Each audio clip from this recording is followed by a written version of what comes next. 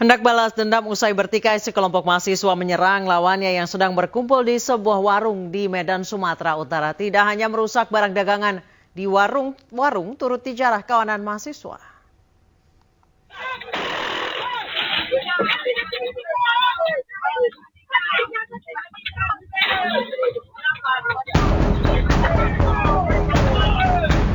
Inilah rekaman kamera pengawas saat sekelompok pemuda menyerang sekelompok pemuda lainnya di sebuah warung Jalan Karya, Kecamatan Medan Barat, Kota Medan, Sumatera Utara. Tidak hanya menyerang dan menganiaya penjaga warung, kawanan pemuda ini juga menjarah barang dagangan yang ada di warung. Setelah videonya viral, aparat Polrestabes Medan yang menyelidiki akhirnya menangkap 9 dari 31 pelaku yang sedang berkumpul di sebuah rumah kos.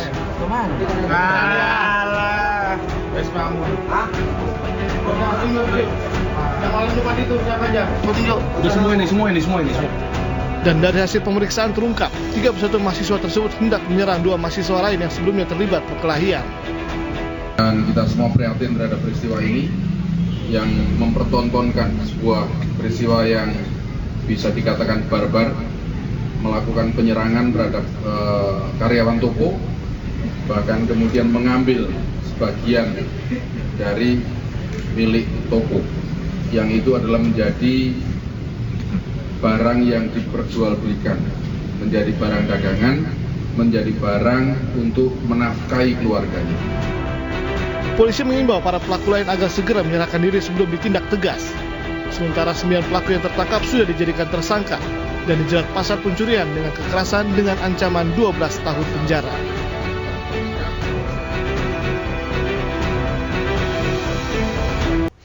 Bus pengangkut rombongan santri berjumlah 37 penumpang terjun ke jurang sedalam 15 meter di Wonosobo, Jawa Tengah. Diduga pengemudi tidak mampu menguasai kendaraan dalam posisi menanjak.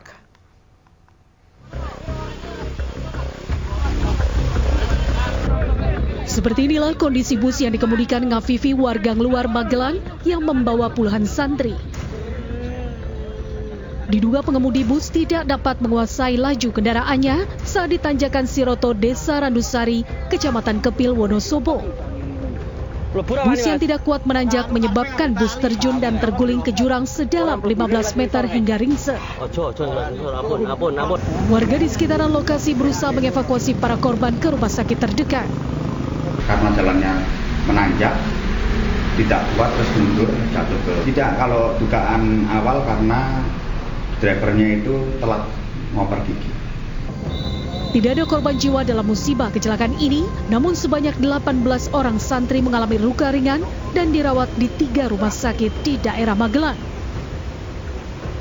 Kasus kecelakaan ini masih dalam penanganan Satlantas Polres Wonosobo. Dari Wonosobo, Jawa Tengah, Didik Dono Hartono, iNews melaporkan.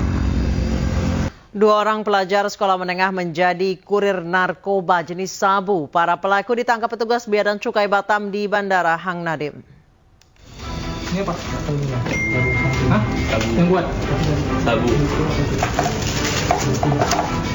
Petugas Bea dan Cukai Bandara Hang Nadim Batam mencurigai sebuah koper saat melintasi alat pemindai barang bawaan ke dalam bagasi. Saat pemeriksaan CCTV, diketahui koper ini dibawa oleh 2 orang pemuda. Petugas pun langsung mengamankan keduanya. Ketika diperiksa, keduanya bernama Fauzan dan Ahmad, masih berstatus pelajar asal Aceh. Kemudian saat petugas memeriksa koper, ternyata terdapat narkotika jenis sabu seberat 3 kg. Para pelaku mengaku melakukannya karena tergiur dengan upah yang besar hingga puluhan juta rupiah. Mencurigai ada 2 penumpang yang membawa narkotika, ya, berdasarkan hasil pengamatan dari mesin X-ray, di image ada barang yang mencurigakan.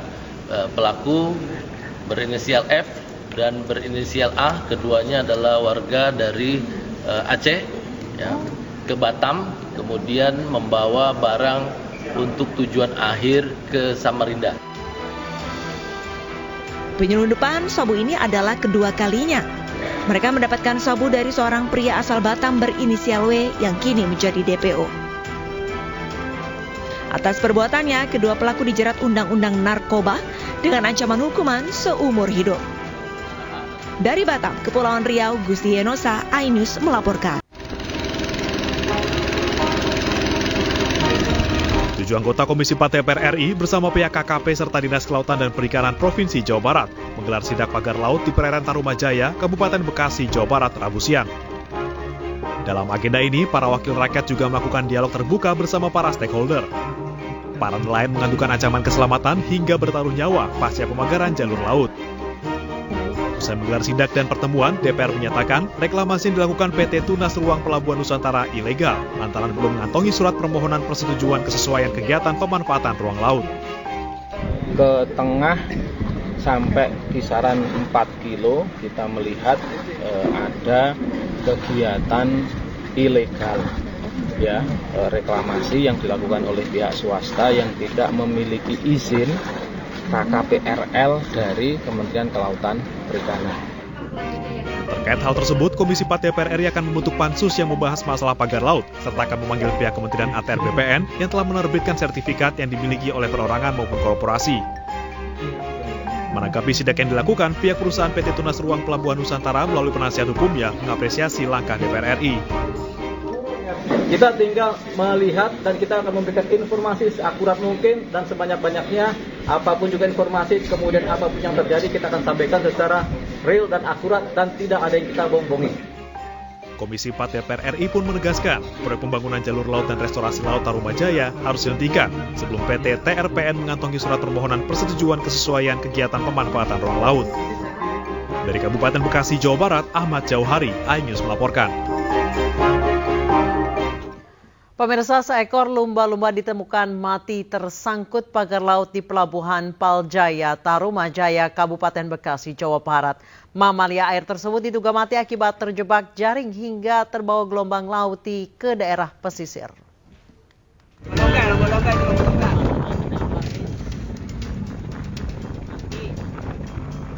Seekor lumba-lumba ditemukan mati tersangkut pagar laut kontroversial di Pelabuhan Paljaya, Kecamatan Tarumajaya, Kabupaten Bekasi, Rabu siang.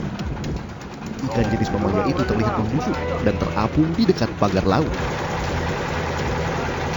Lumba-lumba dengan panjang lebih dari 1 meter itu diduga mati di tengah laut akibat jebakan jaring.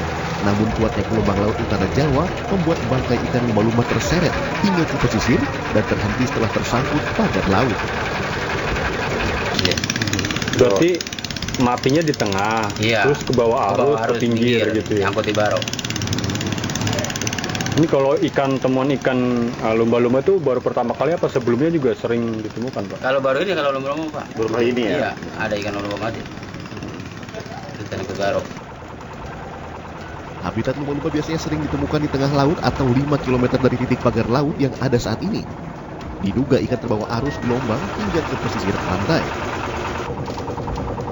Dari Kabupaten Bekasi, Jawa Barat, Ahmad Jauhari, Lutfi, iNews melaporkan. Pagar laut di kawasan perairan Kabupaten Tangerang, Banten kembali dibongkar hari ini. Pembongkaran pagar 30,16 km tersebut ditargetkan rampung selama 10 hari.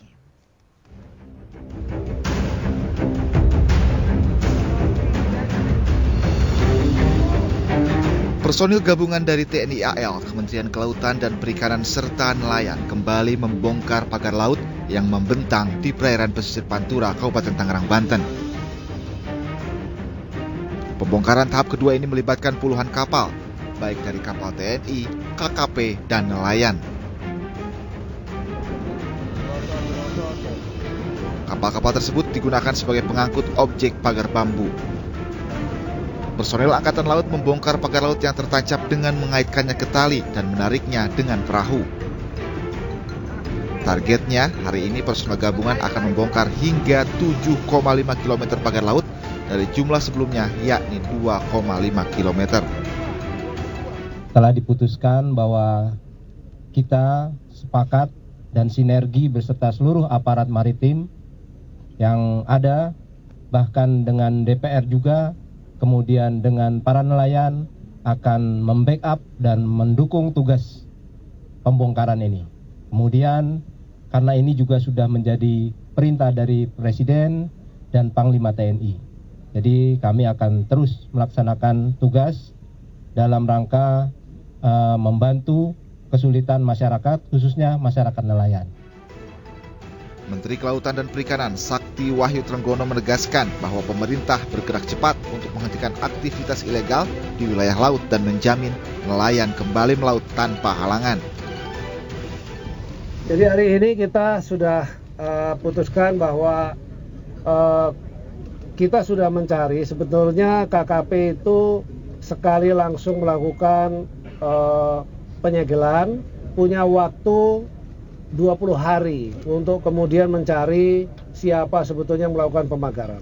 Tapi karena memang sudah desakan daripada masyarakat nelayan, mereka juga memang harus melaut segera, maka kita sepakat secara bersama di sini, hadir di sini semua, supaya secara legal betul ya. Jadi kemudian mulai hari ini sudah dimulai beberapa hari yang lalu oleh Kesatuan TNI Angkatan Laut.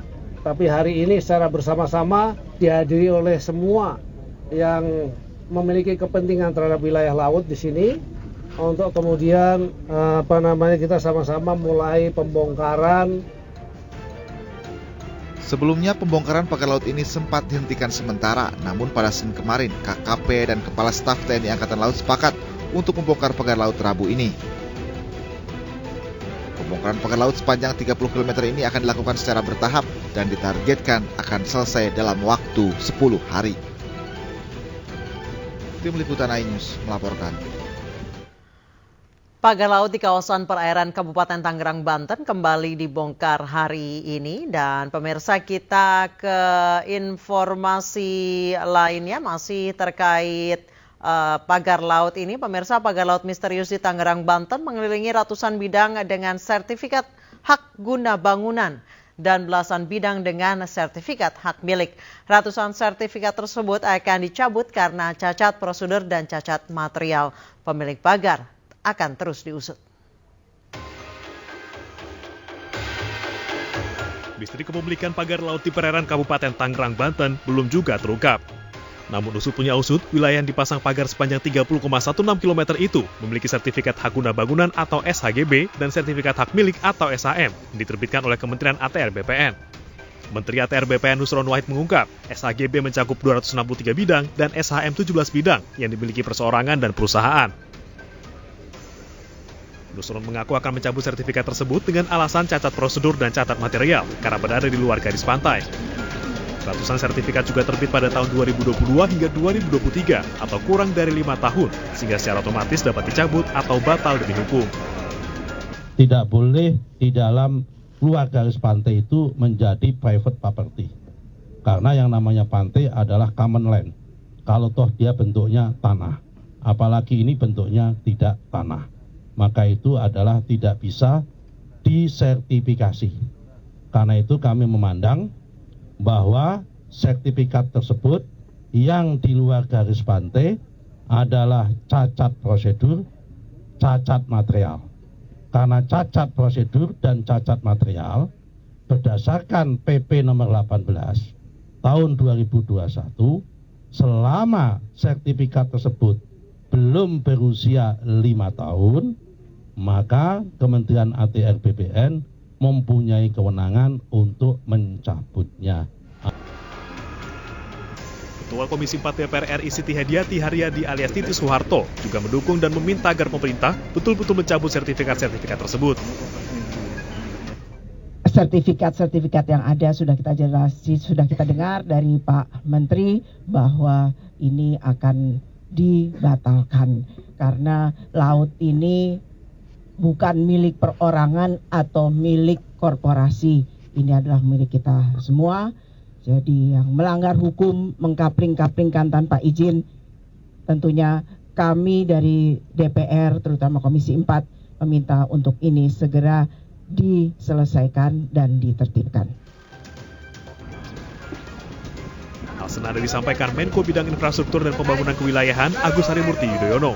AHY menyebut sertifikat tersebut sudah ada sejak tahun 2023 dan bisa dicabut karena masih di bawah 5 tahun. Yang kita dapatkan data awal ini sejak tahun 2023. Ya tentunya semua yang sudah disahkan ketika itu kan sudah berlaku sebelumnya begitu. Tetapi juga memang ada ketentuan sebelum 5 tahun. Kalau memang ternyata ada yang tidak sesuai, baik itu ada yang tidak sesuai atau cacat baik prosedur maupun material, apalagi kalau ada cacat hukumnya, itu maka harus segera dievaluasi, bahkan dicabut apakah itu SHM atau HGB, dan kita akan lihat secara utuh.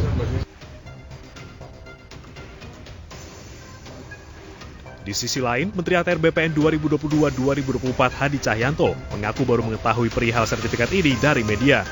Ia pun meminta semua pihak menghormati langkah Kementerian ATR BPN yang sedang berupaya mengklarifikasi keabsahan sertifikat, termasuk dengan melakukan penelitian ke kantor pertanahan setempat.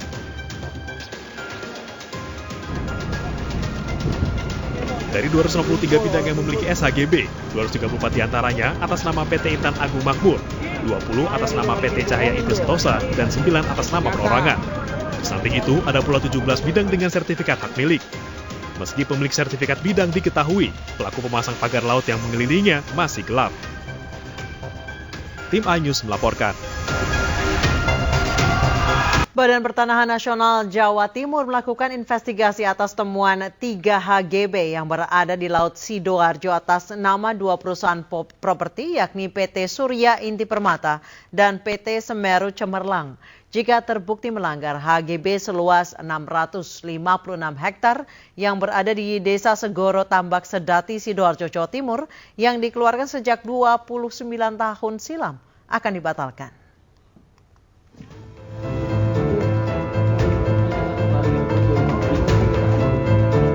Status hak guna bangunan di Laut Sidoarjo ternyata milik PT Surya Inti Permata dan PT Semeru Cemerlang yang keduanya bergerak di bidang properti. Ketua Kantor Wilayah Badan Pertahanan Nasional Jawa Timur, Kakanwil BPN Jatim, Lamri, mengatakan setidaknya ada 3 HGB di wilayah Laut Sidoarjo. 3 HGB itu 2 diantaranya milik PT Surya Inti Permata dan 1 milik PT Semeru Cemerlang dengan total luas 656 hektar. Kepala Kantor Wilayah BPN Jakarta Timur, Lamri, menyebut pihaknya masih melakukan investigasi mengenai status HGB tersebut. Apakah memang HGB itu berada di laut atau tanah yang mengalami abrasi? Investigasi ditargetkan selesai dalam waktu 1 minggu.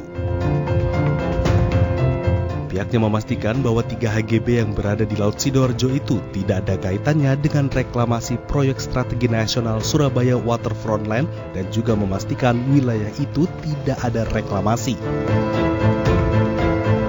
Luasnya total seluruhnya ada 3 HGB itu kurang lebih 656 hektar. Tetapi saya mohon teman-teman semua jangan dikait-kaitkan dengan yang berita lainnya itu. Ya kan, saya kira tidak ada hubungannya, nggak ada korelasinya. Tapi kalau kita lihat sekilas, ini kita lihat sekilas ya, karena kita belum melakukan penelitian lapangan, kemudian penelitian yuridisnya, wakahnya. Yang jelas nggak ada kaitannya seperti apa yang diberitakan di Jakarta itu. Beda-beda. BPN Jatim menegaskan akan mengambil langkah tegas jika ditemukan pelanggaran dalam penertiban HGB tersebut dan jika terbukti melanggar, tentu HGB itu akan dibatalkan. Seperti diberitakan sebelumnya, netizen X menemukan status hak guna bangunan seluas kurang lebih 656 hektar di Laut Surabaya berdasarkan aplikasi Bumi. Dari Surabaya, Rahmat Ilyasyan, iNews melaporkan. Akibat hujan deras, ratusan rumah warga di Kabupaten Jombang, Jawa Timur terendam banjir. Kini para korban banjir berharap segera mendapat bantuan logistik.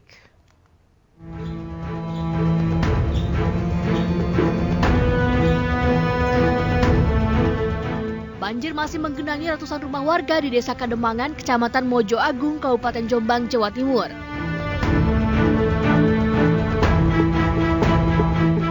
Ketinggian banjir di Desa Kademangan mencapai 50 cm hingga 1 meter. Banjir sudah terjadi sejak kemarin malam akibat hujan deras yang terjadi di lereng Gunung Anjas-Moro. Akibatnya sungai-sungai yang ada di bawahnya meluap dan merendam pemukiman warga. Menurut warga, banjir di Desa Kademangan sudah sangat sering terjadi. Pas saya keluar, ada banyu langsung masuk. Hujan deras nggak sini? Hujannya sore derasnya. Terus? Ya. Terus malamnya kan udah gerimis, terus banjir datang. Selain di Desa Kademangan, banjir juga masih merendam sejumlah desa lainnya, salah satunya Desa Talun Kidul, Kecamatan Sumobito. Warga korban banjir berharap pemerintah daerah segera menyalurkan bantuan makanan dan logistik lainnya, serta menangani penyebab banjir agar tidak terus terulang. Dari Jombang, Jawa Timur, Mutar Bagus, iNews melaporkan.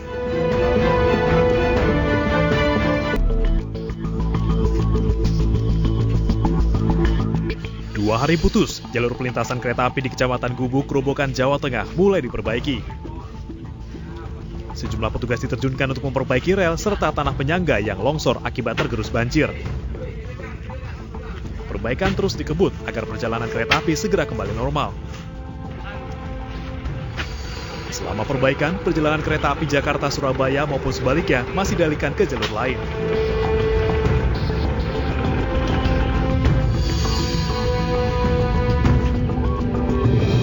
Petugas dari KAI Daob 4 Semarang terus melakukan perbaikan. Tadi malam banjir sudah surut dan KAI Daob 4 Semarang mendatangkan kereta yang mengangkut material untuk penanganan imbas luapan air. Papan Rejo jebol sementara.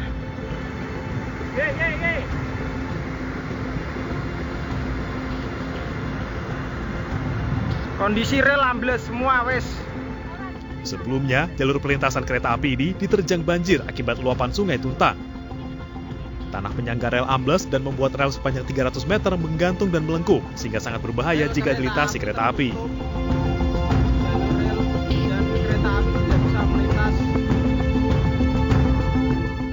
Dari Grobogan, Jawa Tengah, Rustaman Nusantara, iNews melaporkan. Tanggul Sungai Tuntang di Kecamatan Kebon Agung, Demak, Jawa Tengah jebol. Akibatnya banjir merendam jalan utama Semarang Grobogan hingga melumpuhkan akses jalan nasional.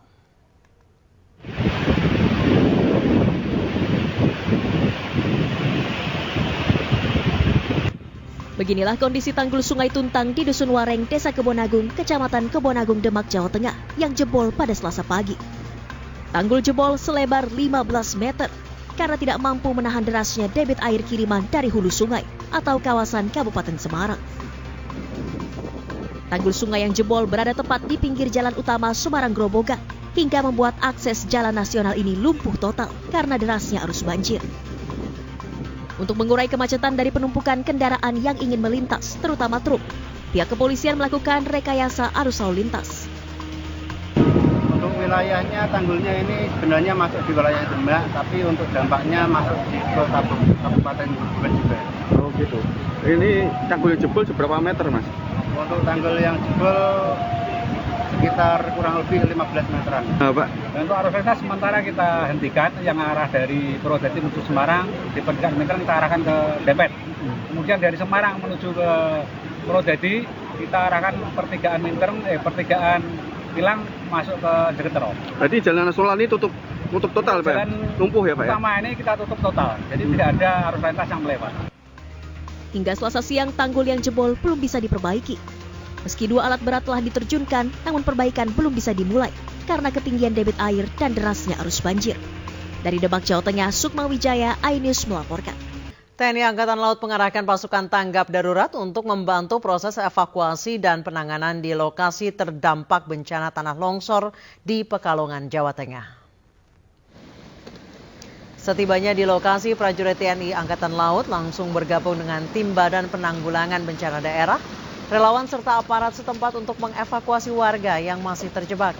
Komandan Lanal Tegal, Letkol Laut Pelaut Rizky Purnama Putra menyampaikan Pasukan yang dikirim telah dilengkapi peralatan khusus guna menghadapi kondisi darurat di medan yang sulit. Kehadiran prajurit TNI Angkatan Laut dari Lanal Tegal diharapkan dapat memberi rasa aman dan mempercepat proses pemulihan di wilayah terdampak. Selain bantuan fisik, korban juga mendapat pendampingan psikologis guna mengurangi trauma akibat bencana yang mereka alami. Operasi ini merupakan implementasi dan program prioritas Kepala Staf Angkatan Laut Laksamana TNI Muhammad Hafiz.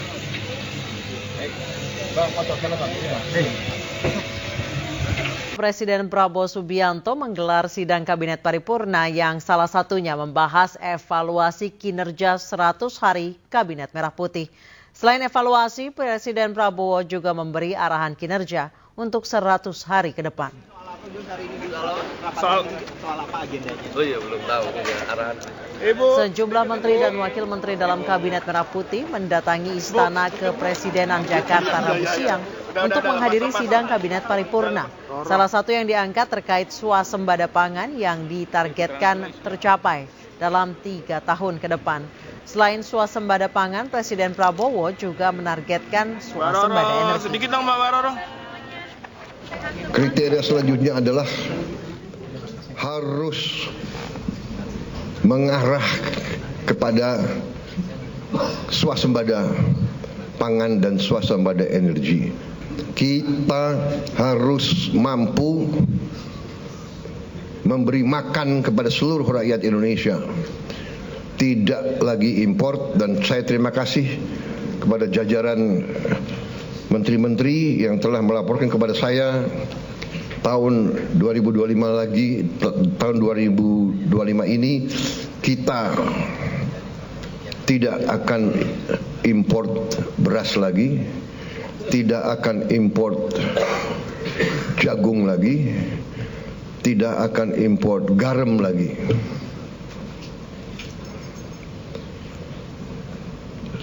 Artinya, target yang saya berikan kepada Kabinet bahwa Indonesia kita harus swasembada pangan dalam waktu 4 tahun. Alhamdulillah target itu bisa kita capai akhir 2025, paling lambat awal 2026. Jadi mungkin 3 tahun lebih cepat dari sasaran yang kita tetapkan.